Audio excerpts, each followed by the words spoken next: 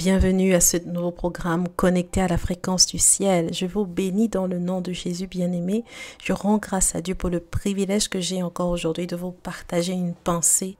Et je bénis le Seigneur qui vous garde et qui prend soin de vous jour après jour. Et avant de pouvoir vous partager le message que j'ai à cœur pour vous aujourd'hui, je voudrais simplement dire à quelqu'un qui m'écoute ce matin, entretiens la pensée de l'abondance et de l'illimité. Amen. La Bible nous dit que nous avons tout pleinement en Jésus. Nous avons tout pleinement en Christ. Et bien aimé, si tu as donné ta vie à Jésus, entretiens cette pensée de l'abondance. Entretiens cette pensée que rien ne te manque en Christ. Amen. C'est très important. Beaucoup d'entre nous, nous vivons notre vie ayant une conscience de pauvreté, une conscience du manque. Mais Dieu veut que nous ayons cette pensée de l'abondance. Abondance de paix, abondance de vie, abondance de grâce, abondance de sa présence, abondance de puissance, abondance de révélation. Dieu veut que nous entretenions tous les jours la pensée de l'abondance parce que nous avons tout pleinement en Christ. Amen, amen, voilà. Alors aujourd'hui, j'ai à cœur de vous parler sur le réma. Mon thème, c'est comment recevoir un réma de Dieu. C'est une question que un abonné m'a posée. Il m'a dit, mais Aïcha, comment est-ce qu'on reçoit des rémas de la part de Dieu? Et j'ai partagé un article sur ma plateforme faveurdivine.com où j'ai expliqué ce que c'est qu'un réma, quelle est la différence entre la parole logos qui nous vient de Dieu et la parole réma. Et quelqu'un me disait, mais Aïcha, comment on fait pour recevoir un réma? Et vous pouvez retrouver le lien vers cet article-là qui explique ce qu'est un réma en dessous de la vidéo. Mais aujourd'hui, je veux parler spécifiquement sur le thème comment recevoir un réma de Dieu. Alors la Bible nous dit dans Jean au chapitre 8 verset 47 et c'est Jésus qui parle, il dit celui qui est de Dieu écoute les paroles de Dieu, vous n'écoutez pas parce que vous n'êtes pas de Dieu. Lorsque Jésus dit celui qui est de Dieu écoute les paroles de Dieu, le mot grec qui a été traduit par parole, c'est le mot réma en fait. La parole réma, c'est la parole fraîche, la parole vivante qui sort de la bouche de Dieu. Amen. On reçoit un réma par exemple quand Dieu nous parle spécifiquement pour une situation de nos vies ou quand le Saint-Esprit attire notre attention sur un verset spécifique et nous enseigne à ce sujet. Amen. Avant de te dire, bien-aimé, comment tu reçois un réma, je voudrais dire que déjà, pour recevoir un réma, il faut être convaincu des deux choses suivantes. Il faut croire que Dieu veut te parler. Amen. Bien-aimé, Dieu nous aime et Dieu aime énormément nous parler parce que lorsque Dieu nous parle, il nous communique ce qui est au-dedans de lui, il nous communique la vie. Amen. Et comment est-ce que je sais que Dieu aime nous parler? C'est en regardant ma Bible, bien-aimée, 66 livres remplis de la parole de Dieu. Waouh! Quand je vois ces livres de la Bible dans lesquels Dieu parle et se révèle à des hommes comme toi et moi, bien-aimés, je réalise à quel point Dieu veut nous parler, à quel point Dieu voudrait que nous le connaissions. Amen. Dieu veut communiquer avec nous, bien-aimés, et il a pris l'initiative en nous donnant ce merveilleux recueil que nous avons aujourd'hui, qui est la Bible, et qui contient sa parole pour nous. Amen. Et il nous le démontre aussi parce qu'il a envoyé Jésus-Christ, la parole, vers nous. Dans Hébreux chapitre 1, versets 1 à 2, il est dit, « Après avoir autrefois à de nombreuses reprises et de bien des manières parlé à nos ancêtres par les prophètes, Dieu, dans ces jours qui sont les derniers, nous a parlé par le Fils. Amen. Il a établi héritier de toutes choses et c'est par lui aussi qu'il a créé l'univers. Amen. Donc, pour pouvoir entendre un réma de Dieu, il faut déjà, bien aimer, que tu crois que Dieu veut te parler. C'est une vérité que tu dois accepter. Dieu veut me parler. La seconde vérité dont tu dois être convaincu, c'est que tu possèdes la capacité d'entendre Dieu. Amen. Tu dois être convaincu de cela, bien-aimé. Tu possèdes la capacité d'entendre Dieu parce que tu es enfant de Dieu et parce que tu es de Dieu. Amen. Beaucoup de gens ne croient pas que Dieu puisse leur parler et surtout ne pensent pas être capables de recevoir de Dieu. Et du coup, ils ne reçoivent pas ou alors ils doutent en permanence de ce que Dieu leur montre. Le nouveau-né reconnaît naturellement la voix de sa mère. C'est une capacité innée que Dieu lui a donnée. Il n'a pas besoin de l'apprendre. De même, depuis notre nouvelle naissance, depuis que nous sommes nés de Dieu, nous possédons cette capacité d'entendre Dieu, bien-aimé. C'est naturel. Amen. C'est naturel. C'est un don de Dieu. Amen. Alors crois que tu peux entendre Dieu et tout commence par là. Amen. Le Seigneur Jésus nous dit dans Jean au chapitre 10, verset 27, « Mes brebis entendent ma voix, je les connais et elles me suivent. » Amen. Voilà, donc il faut croire à ces deux vérités-là, d'accord? Maintenant, comment recevoir les rémas de Dieu? Bien aimé, maintenant que tu es convaincu, maintenant que tu sais ces deux vérités essentielles et que tu crois que Dieu veut te parler, que tu as la capacité de l'entendre, réjouis-toi et attends-toi à ce que Dieu te parle tous les jours. Amen.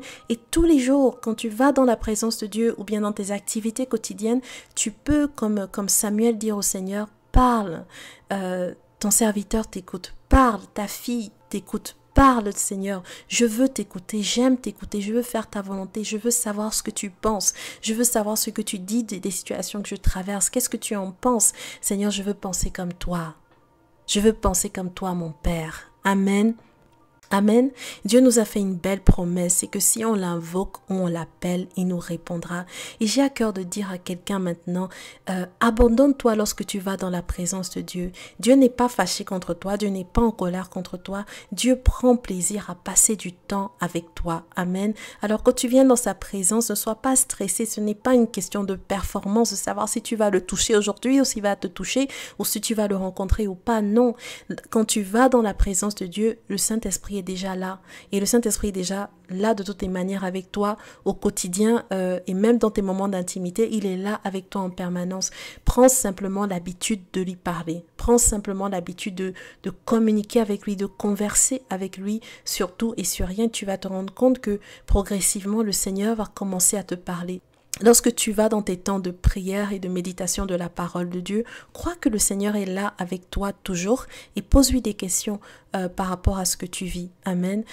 Dieu nous a fait une belle promesse. Il a dit, si on l'invoque ou alors si on l'appelle, il répondra. Amen. Alors appelle-le, bien-aimé, demande-lui de te parler et attends-toi à ce qu'il te réponde.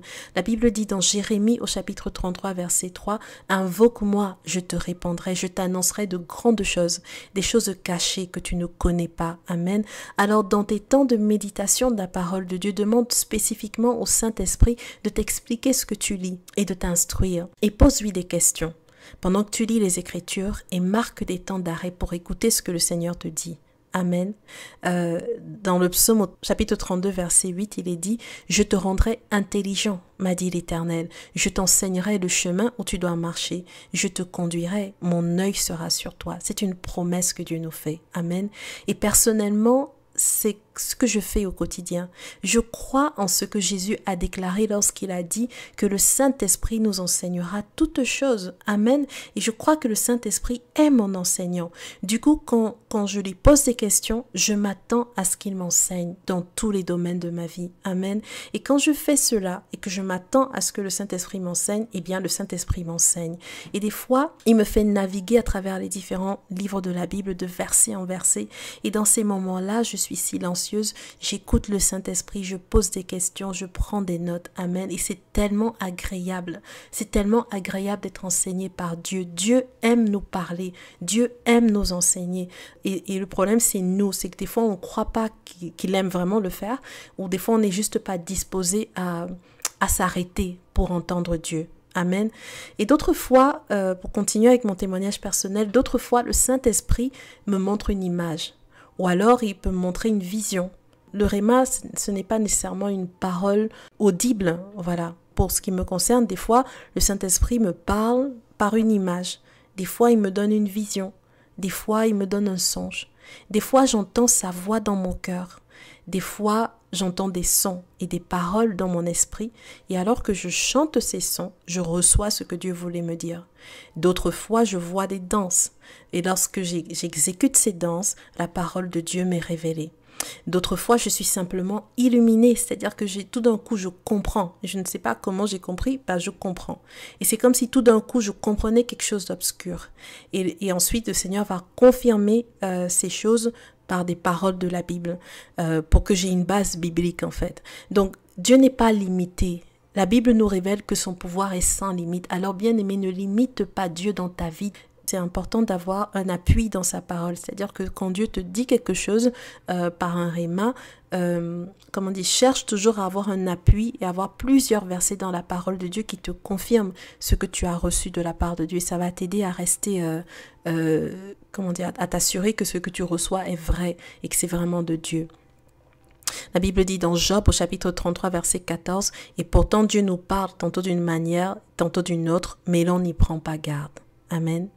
Donc, je viens de parler de comment recevoir de Dieu dans les moments d'intimité, des moments où on passe du temps dans la prière et dans la méditation de la parole. Mais en dehors de ces moments de méditation de la parole de Dieu, le Saint-Esprit peut aussi te donner des rémas, bien-aimés. Ça m'est arrivé à plusieurs reprises, ça m'arrive encore aujourd'hui. Le Saint-Esprit me parle au moment où je ne m'attendais pas forcément à ce qu'il me parle, pendant que je suis en train de faire la vaisselle, ou pendant que je suis au milieu d'une activité au travail, pendant que je suis en train de faire les courses, pendant que je conduis, pendant que je fais des activités où je ne m'attendais pas du tout à recevoir quelque chose de spécifique de Dieu. Donc vraiment, le Seigneur est avec nous au quotidien et il est là et il parle. Il est toujours disponible pour nous parler, pour nous enseigner, pour nous diriger. Il faut réellement se relâcher. Relâche ta pression, bien-aimé. Certaines personnes ont tellement de pression par rapport au fait d'entendre Dieu. Mais bien-aimé, relâche-toi et crois simplement que Dieu veut te parler. Et tu vas voir que petit à petit, tu vas commencer à discerner sa voix. Tu vas commencer à reconnaître ce que Dieu te dit. Certaines personnes ont peur de se tromper. Certaines personnes n'entendent pas Dieu, ne reçoivent pas des rémas parce qu'ils ont simplement peur de se tromper. Et bien aimé, fais confiance au Seigneur et ouvre-toi un peu plus. Et alors que tu t'ouvres au Saint-Esprit, tu vas voir que progressivement, quotidiennement, tu recevras des paroles de Dieu. Amen. Et personnellement, je m'exerce à me maintenir constamment dans la présence de Dieu, dans la louange, dans l'adoration et en lui disant merci pour toutes choses. Je cultive cette atmosphère-là. C'est une habitude. Amen. Parce que la louange prépare un trône à Dieu. La Bible dit que Dieu siège au milieu de la louange. Et lorsque le Seigneur est là, eh bien, il parle. Amen. Donc voilà, j'espère que ces quelques conseils vont t'aider, bien-aimé, à connecter personnellement au Seigneur. Et si tu veux que le Seigneur te parle plus, te révèle plus de choses, eh bien, crois qu'il veut te parler. Et puis, crois que tu peux l'entendre. Réalise aussi que Dieu est plus grand que toi et que tu n'as rien à lui apprendre. Donc, quand tu viens dans la présence de Dieu, c'est bien d'avoir des temps de prière où tu pries, où tu demandes plein de choses à Dieu, mais c'est bien de t'arrêter également pour entendre Dieu, pour écouter ce que Dieu a à te dire. Dieu est plus grand que toi et tu n'as rien à lui apprendre.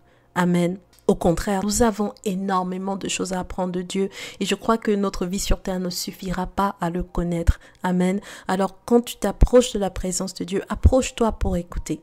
Approche-toi pour recevoir de lui. Pose-lui des questions. Demande-lui comment on fait, comment il fait, comment on réagit dans telle situation. Et souviens-toi que Dieu aime nous parler et attends-toi à ce que Dieu te parle. Amen. Il est fidèle, il le fera. Amen. Et avant même qu'il te parle, commence à le remercier déjà pour sa parole. Amen. Personnellement, c'est ce que je fais. Avant que Dieu me parle, je suis déjà dans l'attente, dans l'expectative. J'ai déjà commencé à le célébrer, à l'acclamer, à le bénir. Je suis déjà dans la joie pour cette parole que je vais recevoir et qui va changer ma vie. Amen. Et en effet, c'est par la reconnaissance, en fait, qu'on se saisit des choses dans le monde spirituel. C'est par la reconnaissance qu'on s'empare des choses que Dieu nous a déjà données dans le monde spirituel. La reconnaissance, c'est l'expression de notre foi. Et à mon sens, la reconnaissance, c'est comme le bras de la foi qui nous permet de nous saisir de ce que Dieu nous a déjà donné en Christ. Amen. La Bible dit dans Hébreux au chapitre 11 verset 6, « Or sans la foi, il est impossible de lui être agréable, car il faut que celui qui s'approche de Dieu croit qu'il existe et qu'il récompense ceux qui le cherchent. » Amen. Et Jérémie au chapitre 29 verset 13 dit, « Vous me chercherez et vous me trouverez si vous me cherchez de tout votre cœur. » Amen. Alors que ton cœur soit vrai devant Dieu et attends-toi simplement à recevoir de lui et tu recevras assurément de lui. Amen. Amen. Voilà, je te souhaite, bien-aimé, d'avoir une communion riche et passionnée avec celui qui a tout donné pour t'avoir avec lui dès maintenant et pour toujours. À lui soit la gloire au siècle des siècles. C'est un Dieu extraordinaire, un Dieu merveilleux, un Dieu tellement agréable. David disait, goûtez et voyez combien Dieu est bon. Et c'est vrai que ce Dieu est bon. Il est tellement agréable, il est tellement extraordinaire. Et je prie que, bien-aimé, toi qui m'écoutes, tu fasses cette expérience-là, que tu goûtes à la présence de Dieu. Et lorsque tu auras goûté à sa parole, lorsque tu auras goûté à sa présence, goûté à sa bienveillance, à sa bonté, à son amour, tu ne voudras plus jamais, jamais, jamais quitter sa présence. Amen. Que la grâce de Dieu t'accompagne, que sa paix t'environne comme un bouclier, que la joie de Dieu soit ton partage au quotidien au nom de Jésus. Amen, amen. Alors je vais m'arrêter là pour aujourd'hui. Si tu es nouveau venu sur cette chaîne, je bénis le Seigneur pour ta vie. Je t'encourage à t'abonner parce que chaque samedi, on partage une parole d'encouragement qui nous aide à avancer dans notre marche avec Dieu, dans nos relations au quotidien. Je t'invite également à visiter les blogs faveurdivine.com, mon compte Mes Relations, sur lesquels je partage beaucoup plus de ressources que je n'en partage sur cette chaîne YouTube. Voilà, je te dis à samedi prochain et te souhaite une excellente semaine dans la présence de Dieu.